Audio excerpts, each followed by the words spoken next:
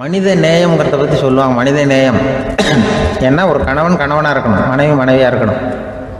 ஒரு மனுஷன் இன்றைக்கி மனிதன் மனிதனாக இல்லை, மனித நேயம் குறைஞ்சி போச்சு. இது குடும்ப உறவுகள்லாம் ரொம்ப மாறி போச்சுன்னு சொல்லலாம். இப்போ நாகரிகத்தில் அப்படி தான் இருக்குது. ஒரு இதில் ஒருத்தன் என்ன பண்ணியிருக்கிறான், ஒரு சின்ன பையனை கொண்டு வந்தானா. ஒரு சின்ன பையன் பக்கத்தில் இருக்கான். ஒரு பெரியவர் கேட்டிருக்கார், யாரப்பா அந்த பையன் அப்படின்னு கேட்டிருக்கார். இவன் சொன்னான்னா, இந்த பையன் எனக்கு தூரத்து உறவு, எனக்கு தூரத்து உறவுன்னு இருக்கான். சரி, தூரத்து உறவுன்னா எப்படி அப்படின்னு கேட்டிருக்கான். இந்த பையன் எங்கள் அப்பாவுக்கு 8வது பிள்ளை அப்படின்னானா. கூட பிறந்தவனே அவ்வளோ தூரமாக போயிட்டான், 8வதாக பிறந்தான். அப்படி இருக்கு குடும்ப உறவுகள்ங்கிறது. மனுஷனுக்கு வேல்யூ விஞ்ஞானம் எப்படி போட்டிருக்குன்னா, ஒரு மனித உடம்பில் இருக்கிற கால்சியத்தை மட்டும் தனியாக எடுத்தால் ஒரு சின்ன ரூமுக்கு வெள்ளை அடிக்கலாமா.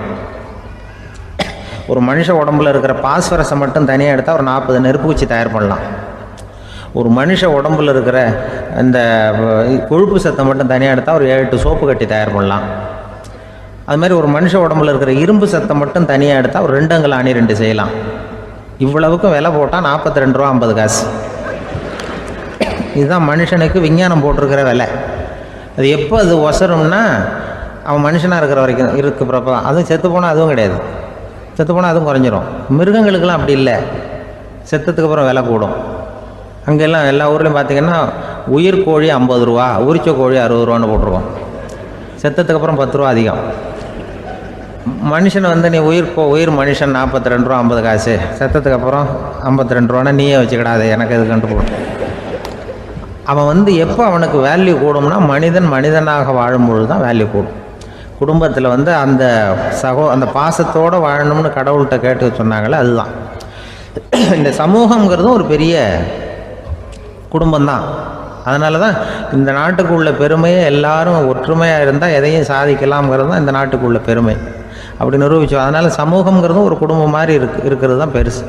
இப்போ சில இதெல்லாம் இப்போ ஜாதி மத வேறுபாடெல்லாம் நம்முடைய முன்னேற்றத்தை தடுக்கும். விலங்குகள் நம்மளோட மேலானது. அதான் ஒரு ஊரில் ஒரு சிவன் கோயில் இருந்து தான். சிவன் கோயிலில் அந்த புறாவெல்லாம் வளர்ந்துக்கிட்டு இருந்திருக்கு. அந்த மாடத்தில், சிவன் கோயில் மாடத்தில் புறாவெல்லாம் கூடியிருந்திருக்கு. உடனே அதுக்கு கும்பாபிஷேகம் பண்ணுறதுக்காக ஊரில் திட்டம் போட்டாங்க. சிவன் கோயிலுக்கு வெள்ளடிக்க ஆரம்பித்தாங்க. வர்ணம் பூச ஆரம்பித்ததும் அதுக்கு சாரம் கட்டுவாங்கல்ல, இந்த குச்சியெல்லாம் வச்சு சாரம் கட்டுவாங்க. உடனே இந்த புறாவெல்லாம் என்ன பண்ணிச்சான், இனிமேல் நம்ம இங்கே வெள்ளை அடிக்கிறாங்க, கும்பாபிஷேகம் வருது, நம்ம இங்கே குடியிருக்க முடியாது, எதிர்த்தாப்புல எங்கே போகலான்னு பார்த்துருக்கு. இந்த உயரம் கோபுரத்தில் இருந்த புறாவெல்லாம் எதிர்த்தாப்புல ஒரு மாதா கோயில் இருந்திருக்கு, சர்ச்சு. அங்கே சில மாடங்களில் புறாவெல்லாம் இருக்குது, சில மாடம் இருக்குது. உடனே நம்மளாம் அங்கே போய்டும் கொஞ்சம் காலத்துக்குன்னு எல்லாம் புறப்பட்டு இந்த மாதா கோயிலுக்கு போயிடுது. அங்கே போனால் அங்கே இருக்கிற புறாவோடு சேர்ந்து இதுவும் குடியிருந்துட்டுருக்கு. கொஞ்ச நாள் என்னாச்சு, அங்கே கிறிஸ்மஸ் வந்துட்டுது. கிறிஸ்மஸ் வந்ததும் சரி, இங்கேயும் வெள்ளடிக்க ஆரம்பிக்கிறாங்க. நம்ம மறுபடியும் எங்கடா போகிறதுன்னு பார்த்தா, அங்கே இருக்கிற புறாவோட சேர்ந்து இதுவும் சேர்ந்து நேராக ஒரு பள்ளிவாசல் இருந்தது. எதுக்கு அங்கே இருக்கிற மாடத்தில் போய் அங்கே குடியேறிட்டுது எல்லாம். அங்கே போனால் அங்கே ரமலான் மாதம் ரம்சானுக்காக அதையும் புதுப்பிக்க ஆரம்பித்தாங்க. இது என்ன பண்ணுறதுன்னு சொல்லி இந்த 3 செட்டு புறாவும் சேர்ந்து என்ன பண்ணிச்சு, எங்கே போகலான்னு பார்த்தா மறுபடியும் அதுக்குள்ளே இந்த சிவன் கோயிலில் கும்பாபிஷேகம் முடிஞ்சு போச்சான். முடிஞ்சிருக்கு, அங்கே போடுவோம் எல்லாருன்னு சொல்லி எல்லா புறாவும் அந்த சிவன் கோயிலுக்கு வந்துட்டுது. அங்கே போய் மாடத்தில் அதை குடியிருந்துட்டுது. அப்போ திடீர்னு ஒரு நாள் பார்த்தா ஒரே கலவரம் பூமியில் எல்லாம் ஒருத்தன் அருவாளை தூக்கிட்டு நிற்கிறான், குச்சி எடுத்து ஒருத்தனை சுட்டுக்கிறான். ஒரே கலவரம், சத்தம், ஒரே மத கலவரம் வந்துட்டுது ஊரில். அப்போது புறாவெல்லாம் மாடத்தில் இருந்துக்கிட்டு ஒரு குஞ்சு புறா அவங்க அம்மாட்ட கேட்டு தான், இது என்ன, இந்த மனுஷனுக்கு என்ன ஆச்சு, இந்த மனுஷனுக்கு என்ன ஆச்சு, அவன் கத்தியை தூக்கிட்டு நிற்கிறானே அப்படின்னு கேட்டு தான். ஒரு குஞ்சு புறா அவங்க அம்மாட்ட கேட்டு தான். அம்மா புறா. இப்போ அம்மா அந்த புறா சொல்லித்தான், மனுஷனுக்கு இப்போ மதம் பிடிச்சிருக்கு, அதான் கத்தியை தூக்கிட்டு நிற்கிறான் அப்படின்ருக்கு. இப்போ நமக்கெல்லாம் பிடிக்கலையே அப்படின்னு தான். அப்போ அந்த புறா சொல்லித்தான், அந்த பாருமா, நாம் இந்த சிவன் கோயிலில் இருந்தாலும் நமக்கு புறான்னு தான் பேர், இந்த மாதா கோயிலுக்கு போனாலும் நமக்கு புறான்னு தான் பேர், பள்ளிவாசலுக்கு போனாலும் நமக்கு புறான்னு தான் பேர். அந்த மனுஷன் அப்படி இல்லை.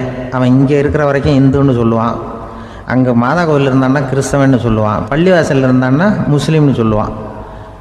அப்போ குஞ்சு புறா அது என்ன இப்படி பண்ணுறாங்க மனுஷங்க, இப்போ அவங்கள விட நம்ம வசதி போல் இருக்க, நம்ம தேவலாம் போல் இருக்க அப்படின்னு தான் அந்த குஞ்சு புறா. அப்போ அந்த தாய் புறா சொல்லித்தான், உண்மைதான், அதனால தான் நம்ம மேலான இடத்துல இருக்கிறோம், அவன் கீழே நிற்கிறான் இன்னமும் அப்படின்னு சொல்லித்தான். இதுதான் அந்த குடும்பம்ங்கிறது, சமுதாயம்ங்கிறது ஒரு பெரிய குடும்பம். அது இந்த புறாக்கிட்டேருந்து மனுஷன் கற்றுக்க வேண்டியிருக்கு. அப்படி இருக்குது இன்றைக்கி மனுஷனுடைய நிலைமை. அதை புரிஞ்சுக்கணும். அப்படி தான் ஒவ்வொரு இதுலேயும் நாம் நடந்து கொள்ள வேண்டியிருக்குது. மிருகங்கள்டேருந்து கற்றுக்கிற வாய்ப்பெல்லாம் இருக்குது. அப்படி சொல்லுவாங்க. ஒரு பெரிய கிராமம், அந்த கிராமத்தில் ஒரு பண்ணையார் வீடு, அதுதான் அந்த கிராமத்திலேயே பெரிய வீடு. ஒரு நாள் ஒரு திருடன் அந்த கிராமத்துக்கு வந்தான். சுற்றி பார்த்தான். அந்த பண்ணையார் வீடு கண்ணில் பட்டுது. இன்னைக்கு ராத்திரி இந்த வீட்டில் தான் நம்ம தொழிலை ஆரம்பிக்கணும் அப்படின்னு சொல்லி அவன் முடிவு பண்ணிக்கிட்டான். ஏன்னா அதுதான் அந்த கிராமத்திலே கொஞ்சம் பெரிய வீடு, அங்கே தான் அவன் எதிர்பார்க்குறது ஏதாவது கிடைக்கும் அப்படிங்கிறது அவனுடைய முடிவு. நடு ராத்திரி அவன் மெதுவாக சுவர் ஏறி குதித்து அந்த பெரிய வீட்டுக்குள்ளே புகுந்தான். அங்கே போய் பார்த்தா முக்கியமான இடங்கள்ல எல்லாம் காவலுக்கு ஆள் நின்றுக்கிட்டு இருக்கிறாங்க ராத்திரி நேரத்தில். சரி, இந்த வீட்டில் நம்மால் திருட முடியாது அப்படின்னு முடிவு பண்ணிட்டு மெதுவாக வந்த வழியிலேயே திரும்பி வந்தான். அந்த சமயத்தில் காலில் ஏதோ தட்டுப்பட்டுது. என்னது அப்படின்னு சொல்லி குனிஞ்சு பார்த்தா அங்கே ஒரு பெரிய வெங்காய மூட்டை அடுக்கி வச்சிருக்கிறாங்க. சரி, வந்ததுக்கு வெறுங்கையோடு திரும்ப வேண்டாமே அப்படின்னு சொல்லி கையில் இருந்த ஒரு பெரிய பை நிறைய அதை அள்ளி போட்டுக்கிட்டான். வெங்காயத்தை போட்டுக்கிட்டு புறப்படுற சமயத்தில் கப்புன்னு கழுத்தில் ஒரு கை விழுந்தது. ஆள் மாட்டிக்கிட்டான். அதாவது காவலாளிகள் அவனை பிடிச்சி வச்சுக்கிட்டாங்க. மறுநாள் காலையில் அந்த திருடனை பண்ணையார் முன்னாடி கொண்டுட்டு போய் நிறுத்தினாங்க. ஐயா, இந்த ஆள் ராத்திரி நம்ம வீட்டில் திருடுறதுக்காக வந்தான், வெங்காயத்தை அள்ளிட்டு புறப்படுறப்போ மாட்டிக்கிட்டான் அப்படின்னாங்க. அவர் பார்த்தார். என்னப்பா இவங்க சொல்கிறது உண்மைதானான்னு கேட்டார். ஆமான்னு ஒத்துக்கிட்டான் அந்த ஆள். பண்ணையார் அதுக்கப்புறம் கொஞ்சம் யோசனை பண்ணார். அப்புறமா தீர்ப்பு வழங்கினார். இதை பார்ப்பா, நீ இங்கே திருட வந்தது குற்றம். அதுக்காக நீ 100 ரூபாய் அபராதம் செலுத்தணும், அல்லது 100 கசையடிகள் வாங்கணும். அதுவும் இல்லைன்னா நீயே திருடுன அவ்வளவு வெங்காயத்தையும் பச்சையா என் கண் முன்னாடியே சாப்பிட்டுடணும். இதில் எந்த தண்டனையை ஏற்றுக்கிறது அப்படிங்கிறத பற்றி நீயே யோசனை பண்ணி முடிவு எடுத்துக்கலாம் அப்படின்னு சொல்லிவிட்டார். அதாவது இவனே முடிவு பண்ணிக்க வேண்டியது, 100 ரூபா பணம் கட்டுறியா, இல்லது சாட்டை அடி வாங்குறியா, அல்லது வெங்காயத்தை சாப்பிட்றியா, இதுதான் அவர் கொடுத்தது, நீயே முடிவு பண்ணி சொல்லுன்னு விட்டார். திருடன் கொஞ்சம் நேரம் யோசனை பண்ணி பார்த்தான். அவனுக்கு இருக்கிறதுலே ரொம்ப சுலபமாக தெரிஞ்சது இந்த வெங்காயத்தையே சாப்பிட்டுட்றேன்ட்டான். ஐயா, நான் இந்த வெங்காயத்தையே சாப்பிட்டுட்றேன், அதுதான் எனக்கு கொஞ்சம் சுலபமாக தெரியுதுன்னா சரின்னு விட்டார் பண்ணையார். அப்படியே எல்லாத்தையும் கொண்டு கொட்டினாங்க. ஒவ்வொன்றா எடுத்து சாப்பிட ஆரம்பித்தான். கொஞ்ச நேரம் சுவாரஸ்யமாக சாப்பிட்டான். அதுக்கப்புறம் வாய் எரிய ஆரம்பிச்சுட்டுது. கண்ணு ரெண்டும் செவந்து போச்சு. கண்ணில் இருந்து தார தாரையாக கண்ணீர் வழிய ஆரம்பிச்சுட்டுது. ஒரே எரிச்சல். அவனால் தாக்கு பிடிக்க முடியல. வெங்காயம் பாதி கூட தீரல. பார்த்தான், சரி இது நமக்கு சரிப்பட்டு வராது அப்படின்னு முடிவு பண்ணிட்டான். ஐயா, என்னை மன்னிச்சுக்கோங்க, இது என்னால் முடியாது போல இருக்கு, பேசாமல் எனக்கு 100 சாட்டை அடியே கொடுத்துருங்க அப்படின்னா. அவரும் சரின்னார். சாட்டை அடி விழ ஆரம்பிச்சுது. அதுவும் ஆரம்பத்தில் ஒரு மாதிரியாக இருந்தது. ஒரு 60 அடிகள் விழுற வரைக்கும் தாங்கினான். அதுக்கு மேலே அவனால் முடியல, தாக்கு பிடிக்க முடியல. ஐயா, என்னை மன்னிச்சுக்கோங்க அப்படின்னு மறுபடியும் பண்ணையார் காலில் விழுந்தான். ஐயா, இதுவும் எனக்கு சரிப்பட்டு வராது போல இருக்கு, பேசாமல் 100 ரூபா அபராதமே கட்டிவிட்றேன் அப்படின்னா. அதே மாதிரி பணத்தை எடுத்து கொடுத்துட்டு அவன் பாட்டுக்கு போனான். இப்படி ஒரு கதை உண்டு. இந்த கதையை உலக புகழ்பெற்ற மனோதத்துவ மேதை எம் ஸ்காட் பெக் ஒரு உதாரணமாக எடுத்து சொல்கிறார். எதுக்காக அவர் எடுத்து சொல்கிறாருன்னா, இந்த முடிவெடுக்கும் திறன் அப்படிங்கிறத விளக்கறதுக்காக. வாழ்க்கையில் முடிவெடுக்கிற திறன் நம்ம ஒவ்வொருத்தருக்கும் ரொம்ப அவசியம். எந்த சந்தர்ப்பத்தில் எப்படி முடிவெடுக்கிறோம் அப்படிங்கிறத வச்சு தான் நம்ம வாழ்க்கை அமையும். எவ்வளவு தான் பணம் இருந்தாலும் சரி, எவ்வளவு தான் படிச்சிருந்தாலும் சரி, இந்த முடிவெடுக்கிற திறன் சரியா இல்லைன்னா வாழ்க்கையில் பல சறுக்கல்களை சந்திக்க வேண்டியிருக்கும். நாம் முடிவுகள் எடுத்தால் அந்த முடிவுகளால் ஏற்படக்கூடிய விளைவுகளுக்கு நாம் பொறுப்பு ஏற்க வேண்டி இருக்குமே அப்படிங்கிற பயத்தினால முடிவெடுக்கிற அதிகாரத்தை பல சமயங்களில் நாம் மற்றவங்களுக்கு தாரவாத்து கொடுத்துட்றோம். நாமே முடிவெடுக்கக்கூடிய திறமையை வளர்த்துக்கிறது தான் ரொம்ப முக்கியம். ஒருத்தர் சொன்னார், சார், சின்ன சின்ன பிரச்சனைகள்ல எல்லாம் எங்கள் வீட்டில் என் மனைவி முடிவு எடுக்க விட்டுருவேன், பெரிய பிரச்சனைகள்ல எல்லாம் நான் தான் முடிவு எடுப்பேன் அப்படின்னார். பரவாயில்லையே அப்படின்னு சொல்லி, சின்ன சின்ன பிரச்சனைகள்னா எதுங்க அப்படின்னு கேட்டேன். ஒன்றும் இல்லை, இந்த வீட்டு வருமானத்தை பெருக்கிறது எப்படி, வீட்டு செலவை சரி கட்டுறது எப்படி, வீட்டு செலவுக்கு வாங்கியிருக்கிற கடனை அடைக்கிறது எப்படி, இதெல்லாம் சின்ன சின்ன பிரச்சனைகள், என் மனைவிகிட்ட முடிவு எடுக்கிற விஷயத்தை விட்டுருவேன்னார்.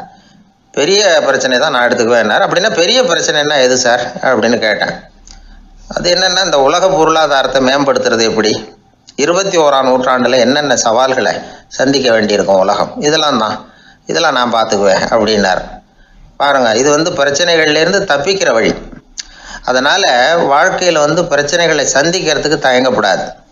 அதே மாதிரி சரியான நேரத்தில் சரியான முடிவு எடுக்கிறதுக்கு நாம் கற்றுக்கணும். அது ரொம்ப முக்கியம். ஒரு அரசன், அவனுக்கு வயசாயிட்டுது. அதனாலேயே இந்த கவலை, பயம் எல்லாமும் அதிகமாயிட்டுது. மரண பயம், ராத்திரியில் சரியாக தூங்க முடியல, இப்படி ஆயிட்டுது நிலைமை. அந்த அரசன் ஏற்கனவே எப்படின்னா, போர்க்களங்களில் எத்தனையோ பேரை ஓட ஓட விரட்டி இருக்கிறான். இருந்தாலும் இப்போ அந்த துணிச்சல்லாம் எங்கேயோ போயிட்டுது. பேசாமல் படுத்துருக்கிறான். அப்படியே படுத்தாலும் தான் தூக்கம் வர மாட்டேங்குது. என்ன பண்ணலாம்னு யோசித்தான் இந்த மன்னன். உடனே எல்லா அமைச்சர்களையும் கூப்பிட்டான். எனக்கு நிம்மதி இல்லை, எதை நினச்சாலும் பயமாக இருக்குது, எனக்கு ஒரு ஆலோசனை சொல்லுங்க அப்படின்னா. என்ன ஆலோசனை வேணும் அப்படின்னு சொல்லி கேட்டாங்க.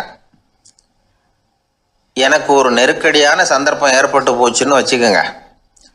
அந்த நேரத்தில் நீங்கள் யாருமே என் பக்கத்தில் இல்லை ஆலோசனை சொல்கிறதுக்கு அப்படின்னா, அந்த சமயத்தில் எனக்கு உபயோகப்படுற மாதிரி ஒரு வாசகம், பொன்மொழி ஏதாவது சொல்லுங்கள். அதை நான் என்னுடைய வைர மோதிரத்துக்கு அடியில் பதிச்சு வச்சுக்கிறேன் அப்படின்னார். தேவைப்படுறப்போ உதவும் அப்படிங்கிறதுனால. அவர் போட்டிருந்த மோதிரமும் அதுக்கு தகுந்த மாதிரியே திறந்து மூடுறது மாதிரி அமைஞ்சிருந்தது. ஏதாவது வாசகம் எழுதுனா உள்ற வச்சுக்கலாம், அதுக்கான வசதி அதில் இருந்தது. அமைச்சர்கள்லாம் யோசனை பண்ணாங்க, இது மாதிரி ராஜா கேட்குறாரே, என்ன வாசகம், அதாவது பொன்மொழி சொல்லலாம் அப்படின்னு எல்லாரும் யோசனை பண்ணாங்க. ஒருத்தருக்குமே சரியாக தோணலை, ஒரே குழப்பமாக இருந்தது. ஏன்னா நெருக்கடியான சமயத்தில் உபயோகப்படுறது மாதிரி ஒரு பொன்மொழி வேணும்னு சொல்லியிருக்கிறார். அப்படி இப்படி யோசித்து பார்த்தா ஒன்றுமே தோணலை. எல்லாரும் குழம்பிக்கிட்டு இருந்த நேரத்தில் ஒரு பெரியவர் அந்த பக்கமாக வந்தார். அவர் சொன்னார், நான் வேணும்னா அதுக்கு பொருத்தமாக ஒரு வாக்கியம் சொல்கிறேன், ஆனால் ஒரு நிபந்தனை. அதை யாரும் ரொம்ப ஆர்வம் காரணமாக அவசரப்பட்டு படிச்சிடக்கூடாது. அதை ரகசியமாக அந்த மோதிரத்துக்குள்ளே எழுதி வச்சுக்கணும். எப்போவாவது இக்கட்டில் மாட்டிக்கிற சமயத்தில் மட்டும், வேறு வழியே இல்லை அப்படிங்கிற நிலைமையில் மட்டும்தான் அதை திறந்து பார்க்கணும். அப்படி நீங்கள் இருக்கிறதா இருந்தால் நான் அதை சொல்கிறேன் அப்படின்னார் அந்த பெரியவர். சரின்னு ஒத்துக்கிட்டாங்க எல்லாரும். அதே மாதிரி அவர் ஒரு வாக்கியத்தை சொன்னார். அவர் சொன்ன வாக்கியத்தை ரகசியமாக மோதிரத்துக்குள்ளே பதிச்சு மூடியாச்சு. ராஜா அதை விரலில் மாட்டிக்கிட்டார். கொஞ்ச நாள் ஆச்சு. அந்த ராஜாவுக்கு ஒரு சோதனை வந்தது. என்ன சோதனைன்னா, அடுத்த நாட்டு மன்னன் படையெடுத்துக்கிட்டு வந்துட்டான். அவன் இவர்கிட்ட ஏற்கனவே தோற்று போனவன், ஒரு வெறியில் வந்திருக்கிறான். தோற்று போனவன் மறுபடியும் சண்டைக்கு வந்தால் எப்படி வருவானோ அப்படி வர்றான். ஒரு வெறியில் வந்தால் ஜெயிச்சுட்டான்.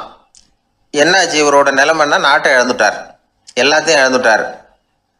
கடைசியாக ஒரு அடிபட்ட குதிரையில் ஏறி தப்பிச்சு போயிட்டார், வேறு வழி இல்லைன்னு.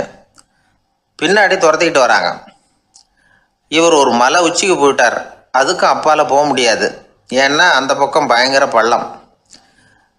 உல்லாச பயணிகள் கண்டு கழிக்கிற இடம் அது.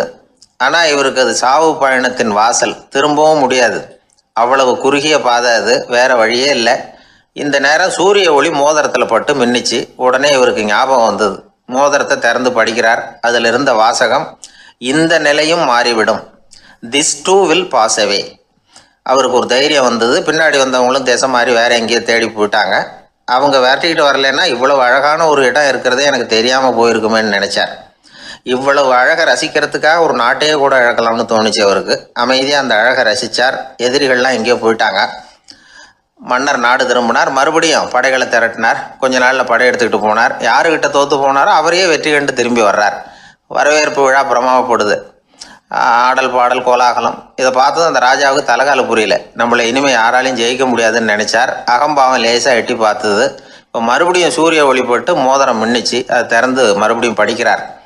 இந்த நிலைமையும் மாறிவிடும். This too will pass away. அவ்வளவுதான். அவர் மனசு அடங்க ஆரம்பிச்சுட்டுது. ஆணவம் போயிட்டுது. இதிலேருந்து நாம் தெரிஞ்சுக்க வேண்டியது என்னன்னா, எந்த சூழ்நிலையிலையும் நாம் கவலைப்பட வேண்டியதில்லை. ஏன்னா இங்கே எதுவுமே நிரந்தரம் இல்லை. அந்த ராஜா மாதிரியே நம்ம ஆள் ஒருத்தன் ஒரு மோதிரம் போட்டிருந்தான். அதுக்குள்ளே அவன் எழுதி வச்சிருந்த வாசகம் எதுக்கும் கவலைப்படாதே அப்படிங்கிறது தான்.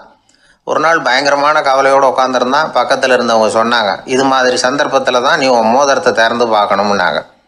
இவனுக்கு கவலையோடு எரிச்சலும் சேர்ந்துக்கிட்டது. அது எப்படி முடியும்? இப்போ திருட்டு போனது என்னோட அந்த மோதிரம் தானே அப்படின்னு சொல்லிவிட்டு தலையில் கை வச்சுட்டு உட்காந்துட்டான். இப்படிலாம் சொல்கிறது உண்டு.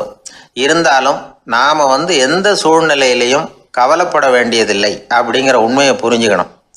அப்படி கவலையை வெல்றதுக்கான வழி தெரிஞ்சுட்டதுன்னா வாழ்க்கையில் வெற்றி நிச்சயம். இந்த உலகத்தில் எத்தனை வகையான மனிதர்கள் இருக்கிறாங்க? ஒவ்வொரு மனிதனுமே ஒவ்வொரு வகை அப்படிங்கிறாங்க விஞ்ஞானிகள். மனிதர்களை 3 வகையாக பிரிக்கலாம் அப்படின்னு சொல்கிறாங்க மெய்ஞானிகள். இவங்களை பற்றிலாம் ஏற்கனவே நாம் பேசியிருக்கிறோம். இப்போ டாக்டர் எட்வர்டு பேட்ச் அப்படிங்கிற நிபுணர் என்ன சொல்கிறார் தெரியுமா? மனிதர்களை 7 வகையாக பிரிக்கலாம்ங்கிறார்.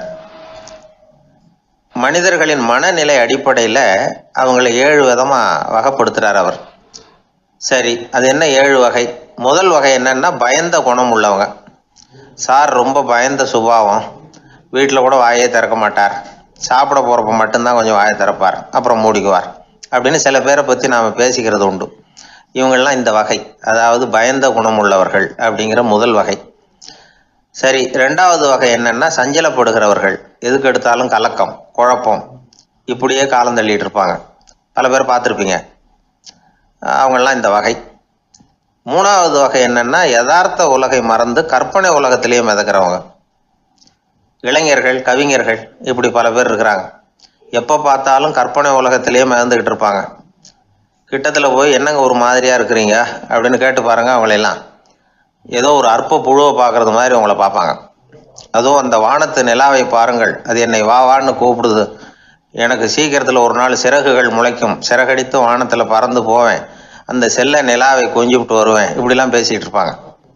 கொஞ்சிறது அப்புறம் இருக்கட்டும், இப்போ கஞ்சிக்கு வழியே பாருப்பா அப்படின்னா அதை காதில் வாங்க மாட்டாங்க. நாம் ஏதோ இந்த உலகத்தை அனுபவிக்க தெரியாதவர்கள் மாதிரி நம்மளை அவங்க கவனிப்பாங்க. இப்படி ஒரு ரகம். 4வது வகை மனிதர்கள் எப்படின்னா, இவங்க தனிமை உணர்வு மிக்கவர்கள். இவங்க மற்றவங்களோட இயல்பாக நெருங்கி பழகிறதில்ல. தான் உண்டு தன்னுடைய வேலை உண்டுன்னு இருந்துட்டு போகிறவங்க. அடுத்த வீட்டில் இருக்கிறவர் யார் அப்படின்னு கேட்டால் கூட அடுத்த வீடுன்னு ஒன்று இருக்கா அப்படிங்கிறது மாதிரி நம்ம முகத்தை பார்ப்பாங்க. அவங்ககிட்ட மேற்கொண்டு நாம் என்னத்தை பேச முடியும்? இப்படி ஒரு வகை. 5வது வகை மனிதர்கள் எப்படின்னா, இவங்க மற்றவங்க செல்வாக்குக்கு உட்பட மறுப்பவர்கள். அடுத்தவங்களோட செல்வாக்குக்கு இவங்க ஆட்படுறதில்ல.